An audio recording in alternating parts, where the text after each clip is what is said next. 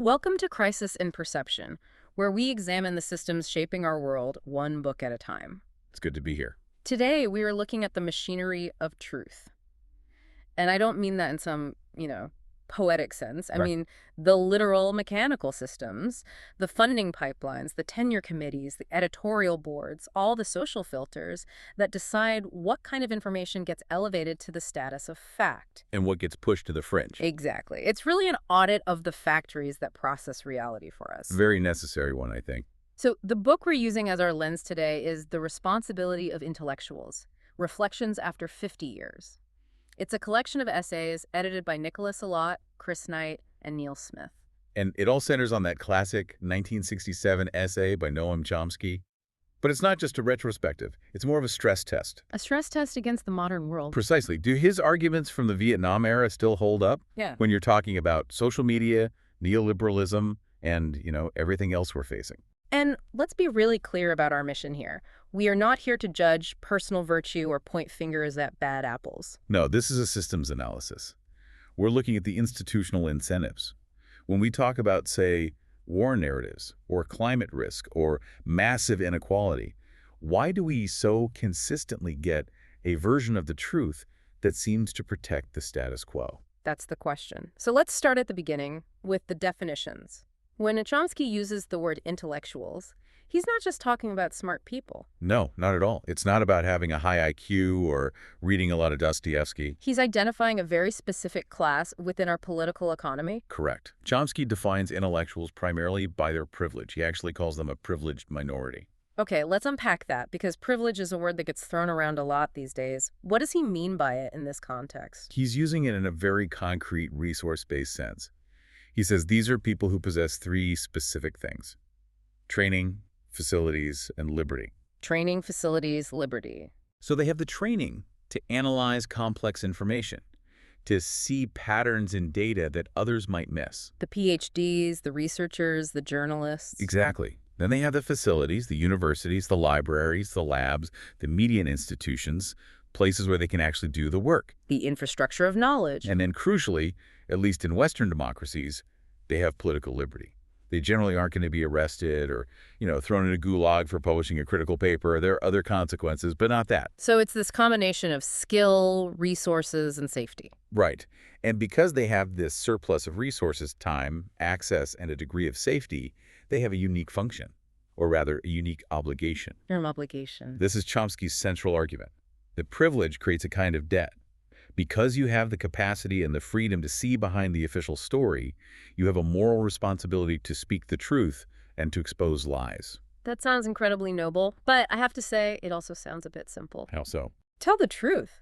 I mean, it's what we tell our kids. If it were really that straightforward, we wouldn't need a whole book analyzing why it so often fails to happen. And that is exactly where the system fights back. It sounds simple, but the execution is where everything gets complicated. Right. And this is where the editors of the book, particularly Neil Smith and Amal Smith in their introduction, draw a really critical distinction.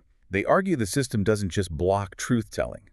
It actively splits the intellectual class into two opposing camps. The technocratic versus the value-oriented. Exactly. So first, you have the technocratic or policy-oriented intellectuals.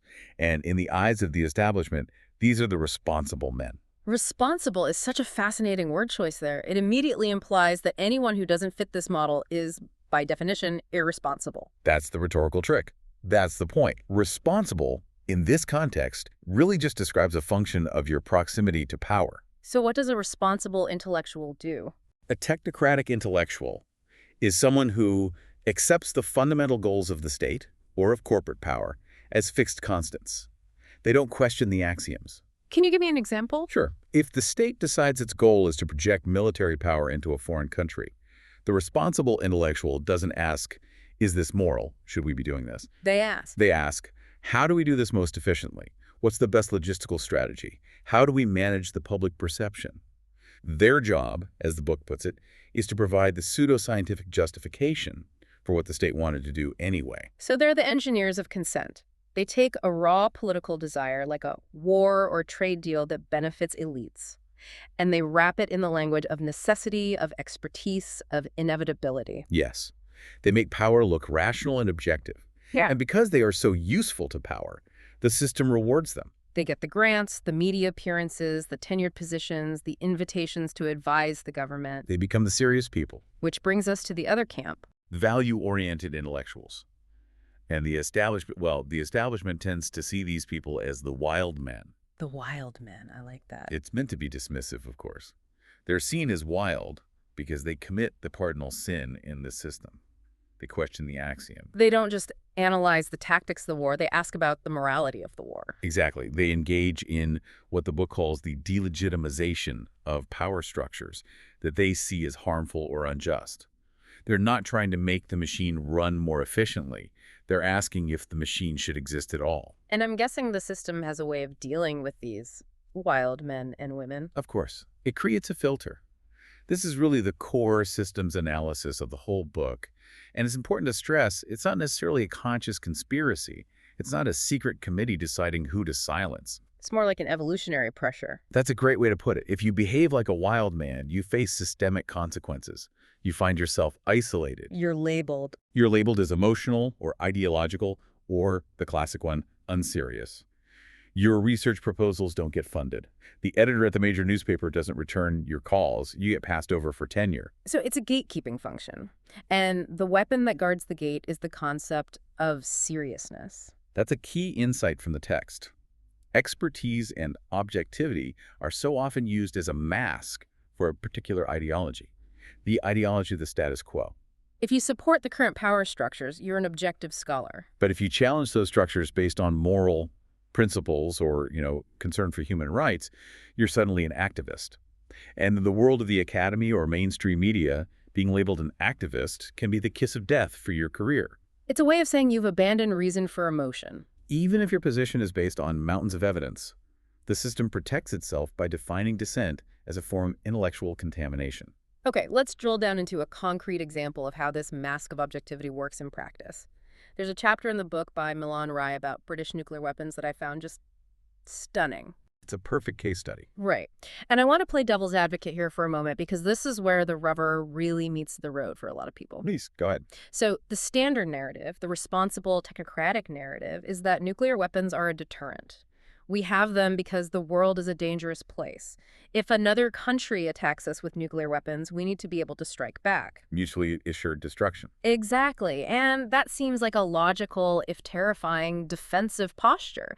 So why does Rai argue that this entire framework is a lie that needs to be exposed by intellectuals? It's a great question because it highlights exactly how this technocratic framing shapes our perception of reality. Ray's point is that the public media debate is almost entirely, maybe 99%, focused on what he calls hypothetical retaliation. The what-if scenario. Fantasy scenario. What if a rogue state launches a missile at London? It's a very scary thought. It's dramatic. It captures the public imagination. But Rai, being a value-oriented intellectual, doesn't just engage with the fantasy. He digs into the historical record, the declassified planning documents, the diplomatic cables, the actual history of how these weapons have been used as tools. And what does he find? He finds that the day-to-day reality of possessing nuclear weapons is not hypothetical retaliation. It is, in his words, actual intimidation. Meaning they're used offensively, not defensively. Meaning they're used for coercion, constantly. He points to specific historical instances where the UK or the US used the implicit threat of the bomb to force a particular outcome with a non-nuclear state. So it's not about preventing an attack on London. No, it's about ensuring freedom of action for British or American vital interests abroad. It's about making sure smaller countries can't defy their will. He calls it, very bluntly, nuclear blackmail. But if that's true, if the declassified record shows that these weapons are used to bully other countries, why is the public conversation almost entirely about this deterrence shield? Because of what we could call the distraction loop. This is the system at work, perfectly. The technocratic intellectuals, the responsible men in government and think tanks, define the serious debate. And the serious debate is about deterrence strategy. It's about how many warheads do we need for a credible second strike capability? Should we modernize the Trident submarine fleet? By focusing everyone's attention and anxiety on the shield, they successfully hide the fact that it's also being used as a sword.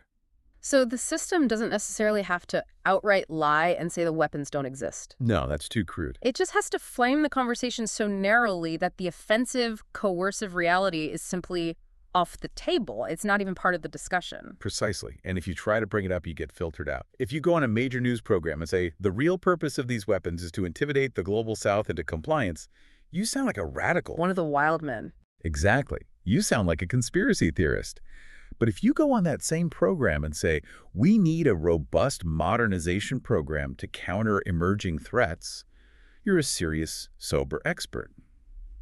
The system rewards the narrative that serves power and obscures the uncomfortable truth. That brings us upstream in the process, because these experts that we see on TV, they don't just appear out of nowhere. They are products of a system. They mostly come from universities. Right. And the book makes a powerful argument that the university itself, the factory floor where these ideas are produced, has undergone a massive systemic renovation in the last few decades. This is where we absolutely have to talk about neoliberalism as an operating system. Contributors like the Smiths, and also Craig Murray in his chapter, argue that the university has effectively been transformed into a corporation. The corporate university, I've heard that term before. It's a fundamental shift in the incentive structure.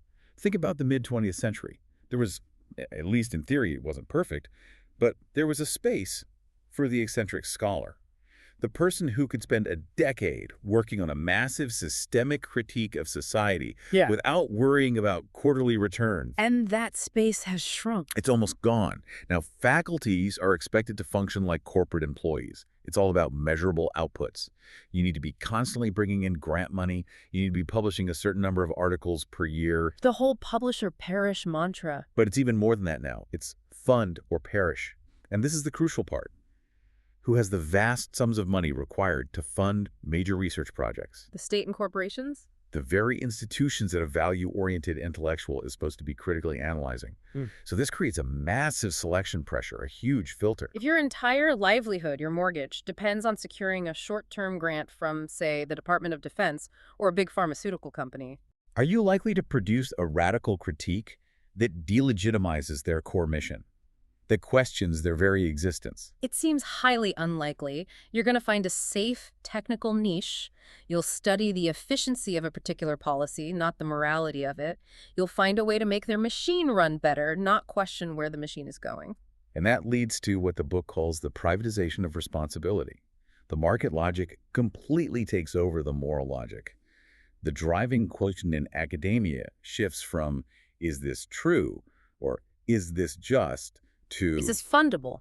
is this fundable? And that changes everything about the kind of knowledge a society produces. This connects directly to a concept in the outline that I found really, really compelling, this idea of bounded rationality. It comes from Nicholas Allott's chapter. It's a vital pivot in the argument. It seems to shift the blame for public ignorance away from the public itself and back onto this system of knowledge production we're describing. It is. It's a direct challenge to a very common and I think very lazy critique you often hear from elites. The people are just stupid argument.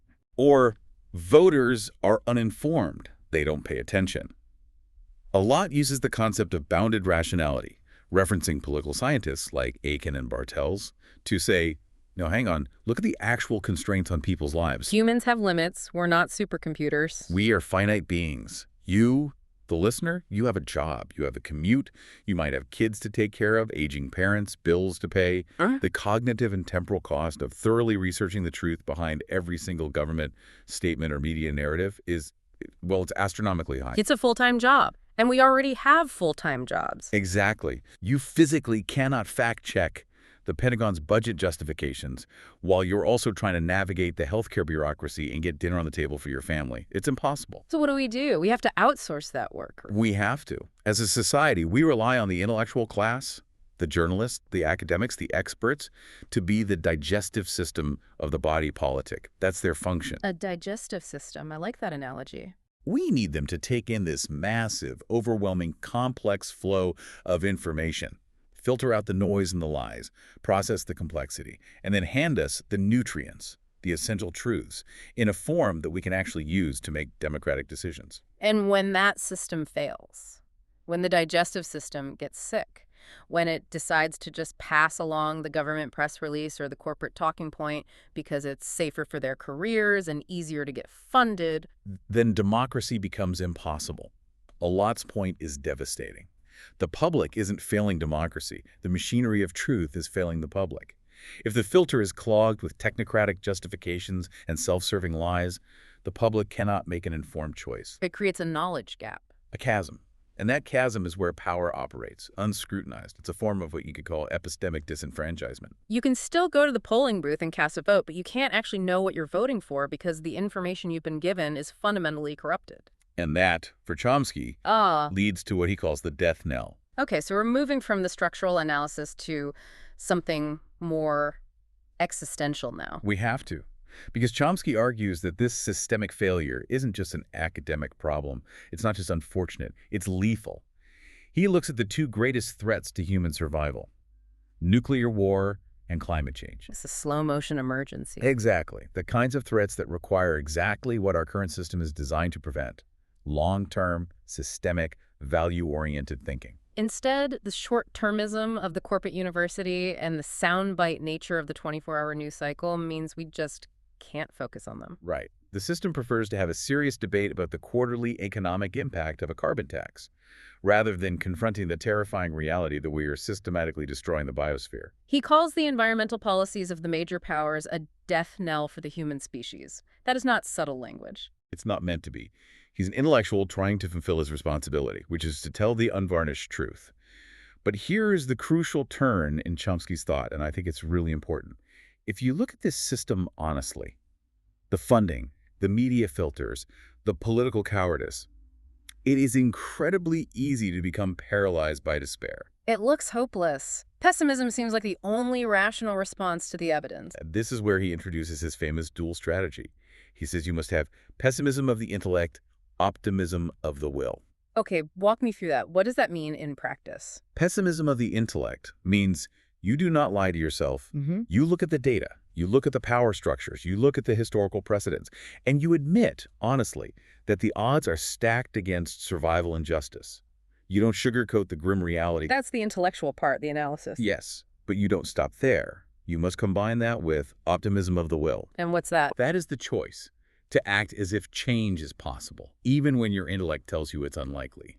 Because if you give in to the pessimism, if you assume failure is inevitable, you guarantee the worst outcome. So optimism isn't a prediction about the future. It's not a prediction. It's a moral and strategic choice. It's a defiant act of will in the face of a grim reality. You analyze the darkness, but you choose to act for the light. I want to pivot now to a specific controversy that's detailed in the book because I think it perfectly illustrates the surveillance and discipline aspect of this whole system. It's the debate between Chris Knight and Noam Chomsky himself regarding his time at MIT. Yes, this is one of the most intense and I think revealing sections of the entire collection.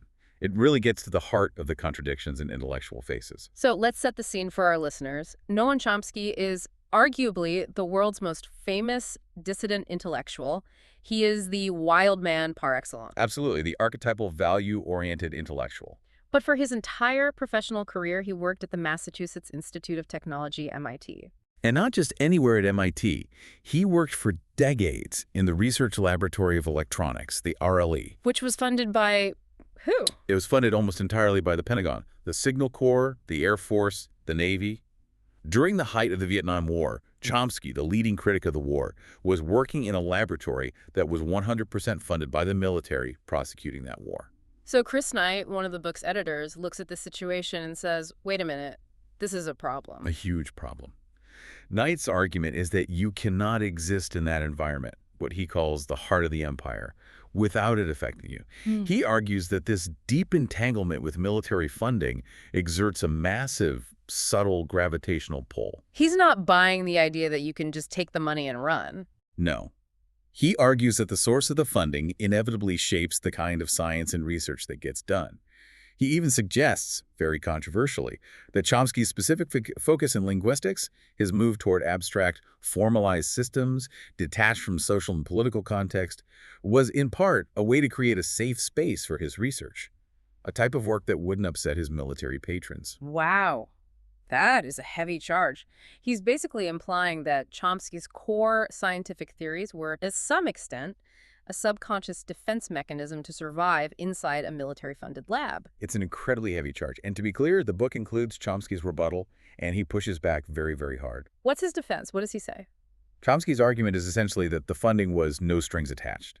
He says that back in the 50s and 60s, the Pentagon was just throwing huge amounts of money at basic science, hoping something useful for them might eventually come out of it. A kind of scattershot approach. Right. And he claims that the labs were strictly compartmentalized. He says more or less, I was over here doing my abstract linguistics in one room, and the guys building missile guidance systems were in a completely different lab down the hall, and our work never overlapped. He also makes a point about the campus culture at the time, doesn't he? Yes, he paints a picture of MIT as this deeply paradoxical place. He describes students burning their draft cards in the library sanctuary, while next door, a lab was designing weapons for the war. He argues his political work was totally separate from his professional scientific work, and that taking the military's money absolutely did not buy his silence.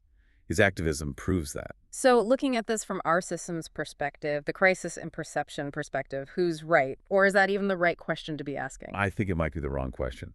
Let's say we take Chomsky at his word, that he personally was able to wall off his work and remain intellectually pure and uncompromised. Oh. Even if that's true, the system-level insight is about the entanglement. The very fact that the only institution in post-war America capable of funding that level of ambitious blue-sky research was the military. What does that tell you? It tells you about the complete and total dominance of the state security apparatus over the intellectual and scientific life of the country. Exactly. It shows that even the leading dissidents were, in a sense, on the payroll, however indirectly. So Knight's broader systemic point stands. The military-industrial academic complex is a real thing. It creates a structural pressure that pulls everything and everyone toward compliance. The fact that Chomsky managed to survive inside that system and still be a radical dissident makes him a huge statistical anomaly, not proof that the system is benign. He's the exception that proves the rule. Yeah. For everyone Noam Chomsky who came out of that lab, how many others just became technocrats? How many just took the money and built the better guidance systems without asking any hard questions? The gravity of the institution pulls 99.9% of people toward the responsible center. We've talked a lot about the old guard institutions, universities, newspapers, but we have to talk about the modern machinery, the internet. The great disruptor. Or is it? Well, the book touches on this in the Q&A section, and I think it's critical because there's this very popular, very optimistic story out there. The techno-optimist narrative. The internet killed the gatekeepers. Information wants to be free. Everyone has a voice now. But the book suggests that's a pretty naive view of how things have actually shaken out. Deeply naive. The book argues that the internet offers rapid access for established power systems, but difficult access for the less privileged and for dissident truths. Why is that? Is it just because of the sheer volume of noise? The noise is part of it, but it's more structural than that. It's because of the new incentive system, the attention market. Right. Social media algorithms are not optimized for truth. They're not optimized for nuance or accuracy. They are optimized for one thing and one thing only: engagement. And what drives engagement? Outrage, strong emotions, tribalism, simplification, conflict. So the technocratic narrative, which is often simple and backed by a huge PR budget, can thrive. It can be amplified by bot farms and targeted advertising. Meanwhile, the wild men narratives, the value-oriented critiques, which are often complex and challenging, get lost in this chaotic sea of conspiracy theories, misinformation, and, cat videos. It creates what the book calls an illusion of access. You feel like you have access to all the information in the world, but you're actually algorithmically trapped in a filter bubble that's designed to reinforce your existing biases and serve you ads. And this makes the responsibility of the intellectual even harder now. You're not just fighting against old-fashioned censorship anymore. You're fighting against apathy, saturation, and an economic system that profits from distraction. Okay, so let's zoom out for a second. We like to explicitly map the system on this show. If we look at this machinery of truth as it exists today, who are the key actors? It's clearly not just the professor in the tweed jacket anymore. No, not at all. And this is where another contributor to the book, Jackie Walker, adds a really vital and modern update to the whole concept. She redefines the intellectual for our time. She talks about the new intellectual. What does she mean by that? Well, she basically says, look, the traditional home of the intellectual, the university, has been largely captured. It's become corporate. It's become timid. It's too invested in the status quo. So where is the real truth-telling, the real value-oriented analysis happening now? And her answer is? She argues it's happening with the cooks, cleaners, the unemployed fast food workers. The people on the direct receiving end of the system's failures. Exactly. She points to the streets as the new classroom. If the official intellectuals, the tenured professors, are too scared of losing their grants or their comfortable positions to speak the plain truth, then the mantle of the intellectual shifts to the activist. It shifts to the person who has nothing left to lose by telling the truth. So a slogan like "no justice, no peace" isn't just a chant at a protest. In this framework, it's a competing intellectual narrative. It's a profound, value-oriented analysis of the system, coming from the bottom up rather than the top down. So let's map the feedback loops that keep this machine running. We've identified a primary one, the complicity loop. Yes, that's the main engine. To get funding, tenure, or access to major platforms, you must be seen as serious. And to be serious, you must accept the fundamental axioms of the state or corporate power. Therefore, the research that gets funded and amplified is, by and large, the research that validates and justifies the existing power structure.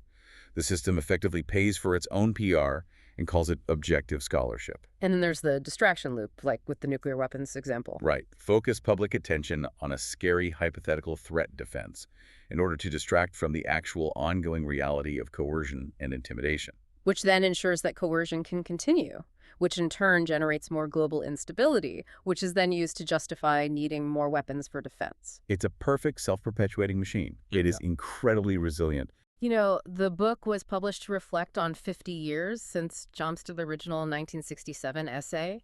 But as I was reading it, the issues felt so incredibly current. They're identical. The names and places change. Vietnam becomes Iraq or Ukraine. The Cold War becomes the War on Terror or so-called great power competition. But the underlying structure of lying, of manufacturing consent, remains exactly the same. The technocrats are still on our screens every night, calmly explaining why this particular bombing campaign is a strategic necessity to protect vital interests. And the wild men and women are still being marginalized, still being called naive or emotional or worse for simply asking if it's right. But there is a takeaway here for us, for the listener, a way to orient ourselves in this confusing landscape. And it's about distinguishing between being informed versus being positioned. And this is the critical skill for anyone trying to navigate the modern world. It's so important. Being informed, in the conventional sense, usually just means you have successfully consumed the technocratic narrative. You've read the serious newspapers. You've listened to the expert commentators.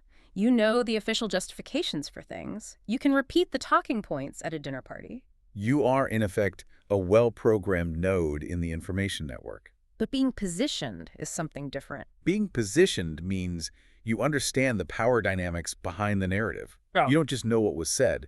You have a critical framework for understanding why it was said. You can see who benefits from that story. You can see the machinery of the corporate university, the PR industry, the national security state, all churning away just beneath the surface of the headline. And the final choice, the moral choice for anyone with a degree of privilege, remains binary. It does. Chomsky puts it very starkly in the Q&A section of the book. He basically asks, do you want to use your privilege to support and enhance your own privilege? Or do you want to use it in dedication to the needs of people who are being oppressed? There's no neutral ground in that framing. He would argue that silence is not neutral. Silence is complicity. If you have the resources and the freedom to expose a lie, and you choose not to, you are by default lending your support to that lie. I want to leave our listeners with a final provocative thought that ties all of this back to that concept of bounded rationality we discussed earlier. Let's hear it. If you are listening to this deep dive right now, the very fact that you're here means you are, statistically, almost certainly part of that privileged minority Chomsky was talking about. You have the time. You have the time and the cognitive surplus to listen to a long-form podcast about systems theory. You have the access to the internet, the device to play it on. You have, in this moment, overcome the primary constraints of bounded rationality that limit most people. That's a powerful point. So the question the book leaves us with is this. What are you doing with that surplus? Are you just passively consuming this analysis as a form of intellectual entertainment? Or are you actively using your privilege to act as a filter, a digestive system for the people in your life who don't have the time and energy Are you helping to bridge that knowledge gap, or are you just enjoying your position on the comfortable side of it? That is the responsibility, not just of the intellectual in the university tower, Yeah. but of the intellectual citizen listening to this show. We want to give full credit to our source material today. This entire analysis was based on the book The Responsibility of Intellectuals, Reflections After 50 Years, which is published by UCL Press. And a huge thank you to the editors Nicholas Allott, Chris Knight, and Neil Smith, and of course to all the contributors, including Noam Chomsky, Milan Rai, Jackie Walker, and many others. We highly, highly encourage you to read the book. It's dense, it's challenging, but I guarantee it will permanently alter the way you consume the news and understand the world. Absolutely, it's a game changer. This project is free and publicly accessible. If you'd like to support the time, tools, and research behind crisis and perception, you can become a supporter on Patreon. For a shorter visual overview of this topic, see the mini explainer link in the description. If you enjoy this kind of systems-level analysis, please like, subscribe, and comment with books or topics you'd like us to explore next. Thanks for listening. Stay curious.